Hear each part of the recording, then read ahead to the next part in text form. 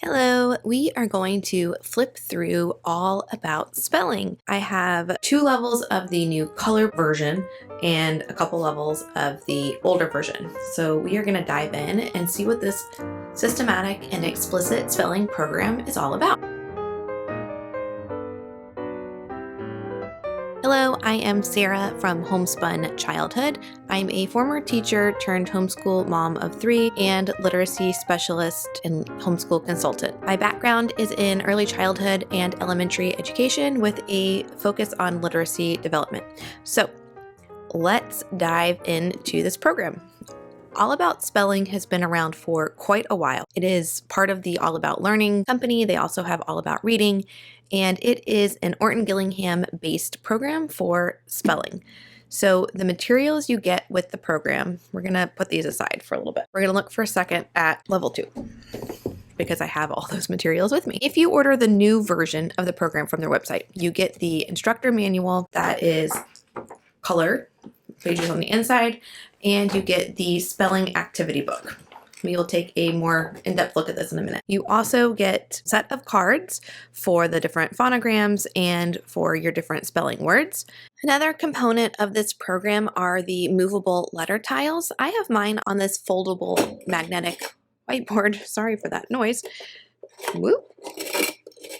Which I really like because it's not taking up permanent space in my house. I can move it around and it's just really manageable for us. All of the phonograms will actually fit on this one particular whiteboard, and you can divide them by their different patterns. Okay, so this is not set up in their recommended way because I want it to fit on this. I do have mine on magnets just so they don't get lost. You don't have to do that. They do not come with magnets already on them, so you will need to plan to prepare for that. They also have a app that you can get from your app store. What's nice about this app is that it is a one-time purchase. It is not a subscription. And you can use it with all of their programs. So when you open the app, there's an overview, there's advanced features, settings. The important thing to know is that there are different drop-down menus. So if you're using it for All About Reading, it does have some nice sound effects, which my daughter loves. If you're using it for All About Reading, you can select, that. If you're using it for all letters, if you're using it for the spelling color edition, older black and white edition, then you select which level program you're working with and you select which lesson. So as you increase in the lessons and the levels, you add more phonograms to what you're working with. So I really like this because it's not going to supply all of the sounds at once. It's going to supply the phonograms that they need. You can also use this alongside other spelling or reading programs. This is not specific to All About Learning's system. And so you just drag and drop the letter tiles on as you wish, and you can drag them off. Okay, let's start by looking at level 1 just to get an overview of what this program is about. All of the guides are set up in the same way. Even if you have one of the older versions, they're going to have the same layout in terms of how the program works. So once you learn how to use one level, you know how to use all of them. So we're going to start with level 1, and I want to just give a caveat here, right, that I am sharing with you my personal experience using this and my professional experience as a literacy specialist for this. This program is not for everybody. There are certain children I recommend it for and other children that might be better off with a different program. I will list below a bunch of resources from blog posts and guides and other YouTube videos on spelling programs that I have if you are looking for more information. All About Learning recommends on their website that if you are using All About Reading, that you start All About Spelling when you are in your second year or second level of All About Reading. They have reasons for this. I will discuss that kind of as we go and my own thoughts on that. In the guide, we have 3 main sections. We have our preparing for the level, we have our complete step-by-step lesson plans, and we have our appendices. Here's my opinion coming in. In reading and writing and spelling, we have 2 kind of main categories when it comes to the activities that children are doing with those skills. We have decoding, and that is where we are looking at the word and we are trying to decode what sound does the letter make so that we can blend it together to read. The opposite of that is encoding, which is basically spelling, and that's where we hear a sound and we have to think from our brain which letters represent that sound. So we know from research that children benefit from doing encoding and decoding. So trying to read the word and trying to spell the word at the same time. So when you are going through your foundational reading program, whether it's all about reading or something different, your child should be working with writing those same words that they are learning how to read. So if they are learning how to read CVC or consonant, vowel, consonant words like hat, dog, they should be sounding those out to read, but also using movable alphabets, writing them down, doing phoneme, grapheme mapping on paper or a board to spell those words as well, because it strengthens the connection between the letters and the sounds so that if you're practicing spelling them, it's going to help you read them. All About Learning says don't start this program until you have finished All About Level 1 with reading. I agree and disagree with that, okay? So I think that as your child is learning those foundational reading skills in any beginning reading level, you should be having them practice writing them and building them with tiles. Do you need to do this specific program alongside that to do that? No. Just literally take the words that you are using for your All About Reading or Logic of English or Pinwheels or whatever it is and spell them too, okay? I do think that as children, and from my experience, as children get older and they grow into their foundational reading program, we start to see a shift between their spelling skills and their reading skills. So initially, they're pretty aligned for most children as they are learning to read those CVC words, dog, hat, bat, whatever.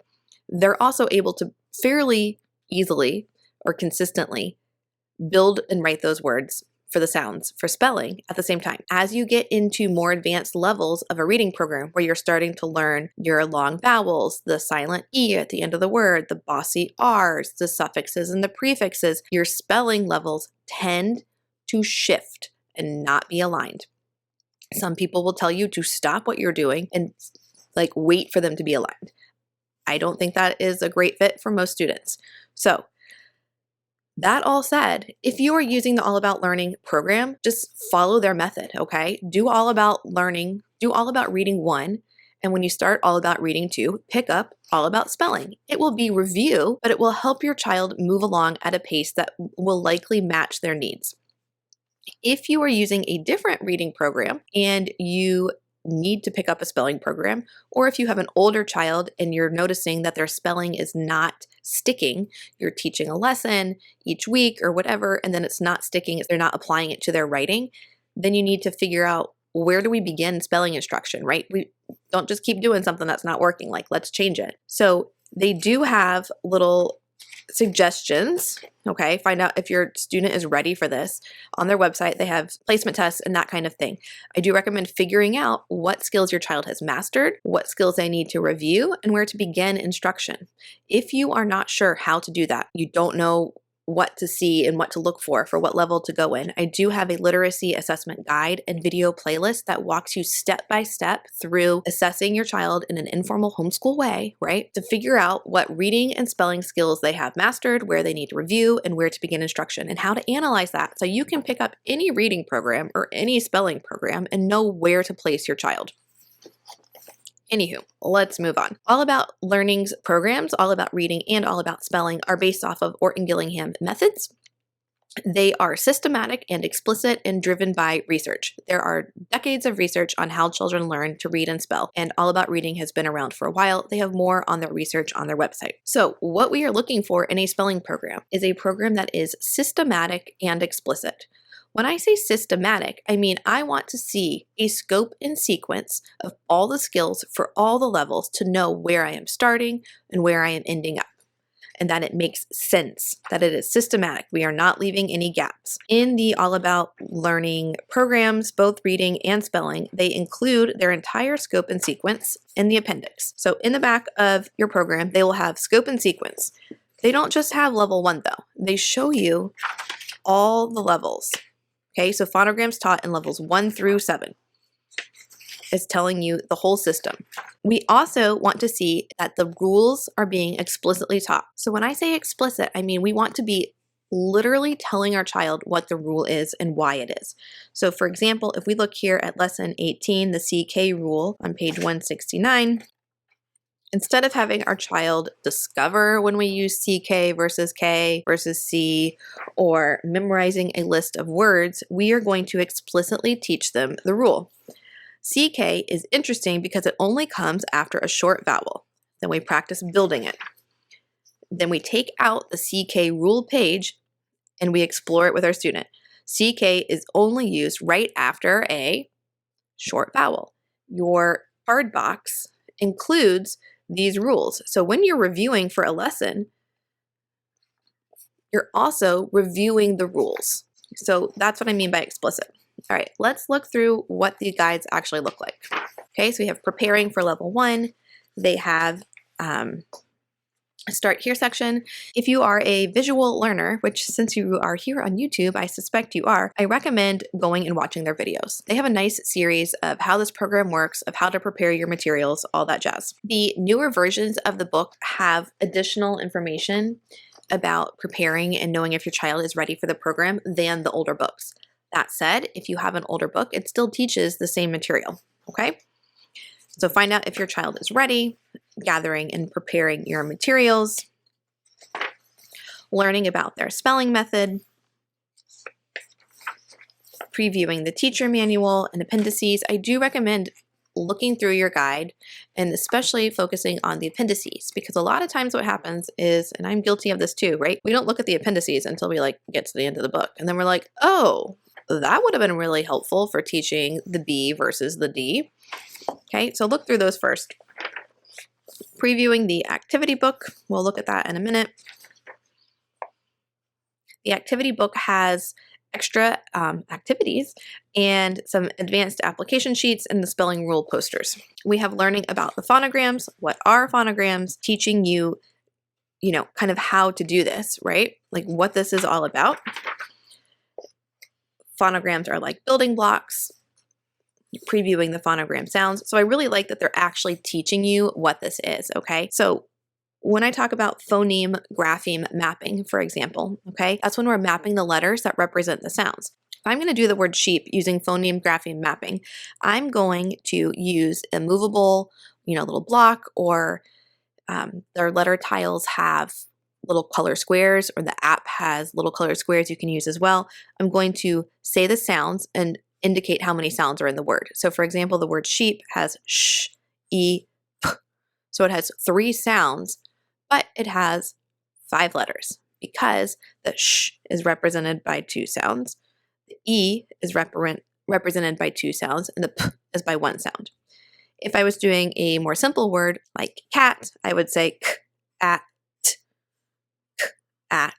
So that is phoneme grapheme mapping. So they explain. Then we have learning about our flashcards and the rule cards, preparing our spelling review box. You don't have to have the box. I do find it really helpful because it keeps your words nice and organized, and they have these little foam blocks that you put in so they don't flop over and you take out when you have more tiles or more cards.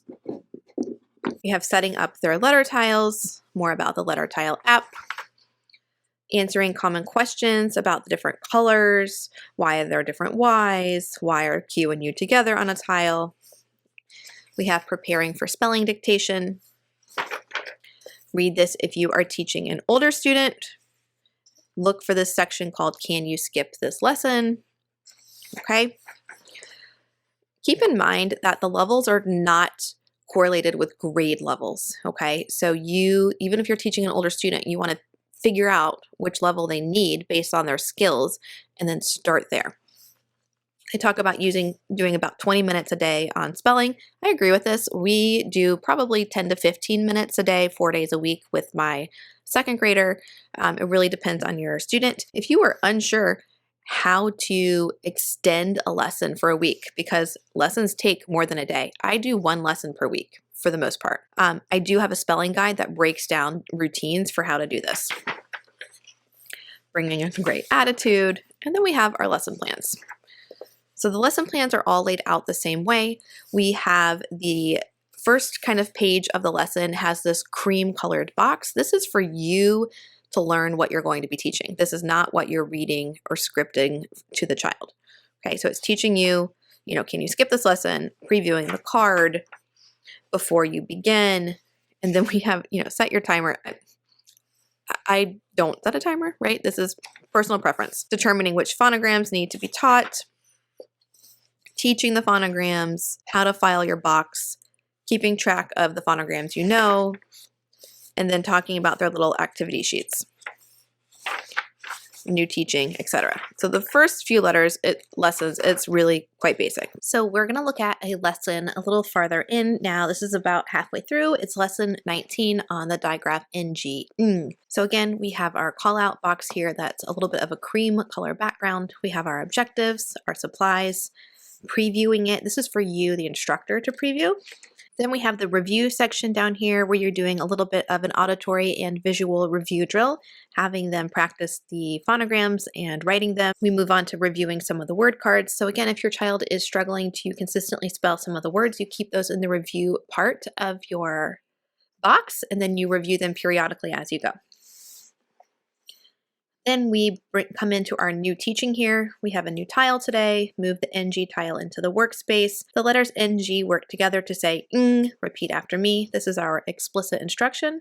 Then we're practicing blending ng with the vowels. Then we are practicing the vowels with ng and consonants to make words. So this is our I do, I'm teaching it. This is the we do, we're doing it together. And then you teach your rule. And then you move into the you do where your child is practicing. With level 1, some of the activities that come in the workbook, which I don't have because we finished it, there are some word sorts, which my daughter really liked from the first book. And then there are activity sheets. All of these activity sheets, I'll show you in a minute. You have your child write on the back the words they're struggling with, and your child writes them and like moves them around with the activity. You also have phrases in level 1, and as you move into level 2, you have sentences for dictation. And then your advanced application is just providing your child some multisyllabic words and having them fill in the syllable that has the phonogram that you're working on. Now, this lesson, in my experience and professional opinion, you do this for a week, okay? Unless you are doing review with a child, you're working and focusing on one phonogram a week. Obviously, there are exceptions to that. Sometimes you need to go faster, sometimes you need to go slower. The thing that some people struggle with is which activities to do on which day. How do you spread this out across a week, okay? And so my general recommendation is you're going to, on day 1, you're going to do your review, and you're going to introduce your new pattern. You're going to do your explicit teaching. You're going to work together. I usually have my child use the app or the letter tiles to build the words on day 1. And then on the second day, I have them doing phoneme grapheme mapping. So a couple options for that. You can just have a paper and you write out lines, or you can have your movable alphabet and some little, tiles or manipulatives to push the sounds and then match the letters to the sounds. Another option is doing some pop-it spelling. I have this on my website. You can just make your own. So for example, if we were doing the word long, I would say ul, ah, 3 pops. I'd write L-O-N-G and then L-O-N-G. Another option is to use a notebook. I have the sticker spelling notebooks from Schoolnest. I'll link those below. There's a primary version and a not primary version. The sticker notebooks have a different format than the earlier notebooks, so keep that in mind. In these notebooks, they have pages that have the squares for you and then the lines for you. So doing your phoneme grapheme mapping, here's an example of the floss rule here, where we're doing g, as, and the SS gets 1 square, and then they write it. And so in the primary level, there are 10 words per page, and there are 1, 2, 3, 4, 5 boxes. So I have found this works well. We're in all about level 2, and it's still working well. All about spelling 3 and up. I would recommend the not primary version because you have more squares to work with and you have more lines. You have 15 lines per page. Both notebooks also have writing lines about halfway through, creative writing, where you can do sentences and whatnot. So how we use this is on the second day of our lesson, I have my daughter do phoneme grapheme mapping in her book of those words. And then on the third day, we again review, and then I have her do phrases or sentences in the notebook with the words. If there's a worksheet, I usually have that as part of our morning work. My daughter does not like the activity pages where you write the words on it and just move it around, so we don't do that. If your child likes that, go for it. And then on the final day, you can have them do a word sort, you can do phoneme grapheme mapping again, you can do phrases, you can kind of, pick what you do for that. So that's how we stretch this out over a week. I also am pulling in additional resources for my daughter who needs more practice. She's also using a Spelling Connections workbook we're behind lessons on that so that it's review for her. So this is like her new material. And then right now her Spelling Connections workbook she's doing for morning work this is the new material, and the Spelling Connections is review. If you're curious how we do morning work, I do have a blog post on that. I will link below. So the end of the book, we're just following the same things as we go. Also in the appendix back, they do have methods for counting syllables. We have activities you can do. We have how to handle spelling mistakes. We have troubleshooting dictation. We have activities for reviewing. So they have games, art and play, snacks and rewards, more games, more art. Okay, so lots of resources back here for how to extend this. Let's take a look at level 2, and I'll show you what the activity book looks like. I only have had experience with the color edition activity book for level 1 and level 2, and they are very similar. The only difference I've seen so far is that level 1 includes all of those word searches, which my daughter liked. Level 2 does not. Both levels include this advanced application. Both levels include the rule pages like this. The second book also has word banks for helping with that reading, writing connection, that encoding, decoding connection.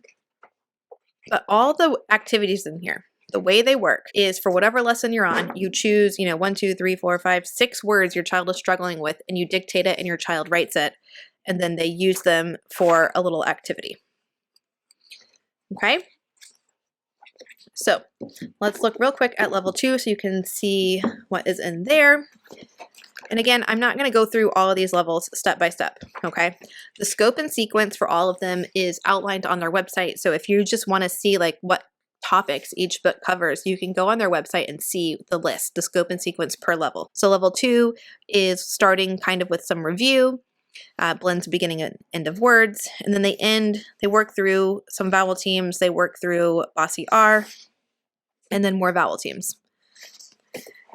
It's the same format for lessons, and I do the same routine, okay? So these are what the new color versions look like. I also have some of the older versions that you can find very inexpensive secondhand online. Okay, so I have level 3 and level 4 here. There are 7 levels, again, of this program, if I'm remembering correctly. So the older versions, they have less setup in the beginning. They do have how to set up the book, organizing your tiles, the same general content about how to teach the material.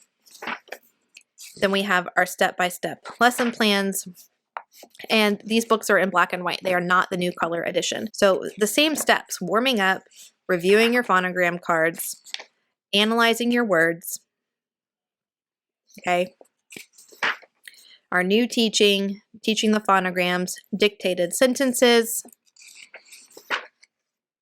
and measuring progress, a little progress chart that if you buy it secondhand, you likely will not have that. Moving through the vowel teams, silent E, of oo spelled O-O, talking about homophones, dictating sentences, writing stations with suffixes, different ways to spell k. They do have some sorts as we start to get into, kind of differences between when we use the different sounds.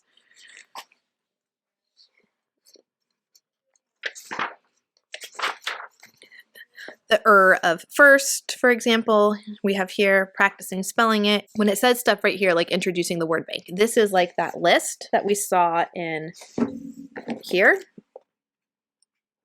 these word banks. So if you don't have the additional materials, you can just find a list of IR words or you cannot do that part. If you buy the whole kit, you will have all that for you.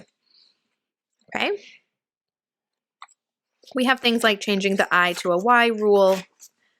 We have contractions, homophones again. Okay. Level 4, same setup. This is the old black and white version. Okay. Consonant team, DGE. We talk about rule breaker words, homophone pairs, ways to spell J, moving into more word sorting as we have more ways to spell the same sound. Okay, so that is a quick look inside all about spelling. Okay, this is one of the programs I recommend on a pretty regular basis because it provides you with all of the information you need to teach. The thing that is the hang up for most folks is, how do I actually apply this to my routine? And then what do I do if my child mastered that skill during the lesson, during that week, and then it's not happening in their writing?